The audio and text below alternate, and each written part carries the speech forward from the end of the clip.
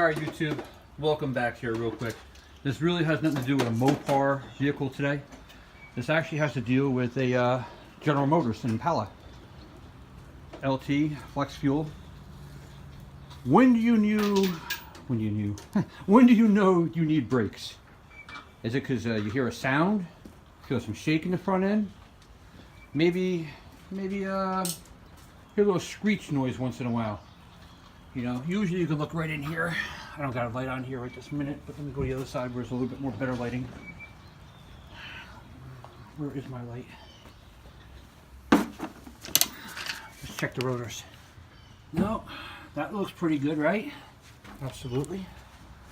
All right, check the customer and showed him this already. That looks pretty good, right? Let's go over here. I need to get in there real quick. And yeah, that one looks real good already. Let's go up here real quick. Well, one, I think we might need a tire. Oh wow. I think we have a noise. Houston, I think we found the problem. Yeah, these are the fins that are in between. They wore the metal out totally. Look at the brake pad. Wow. All right, I just had to share that real quick. All right, YouTube, don't forget, like, subscribe, and share.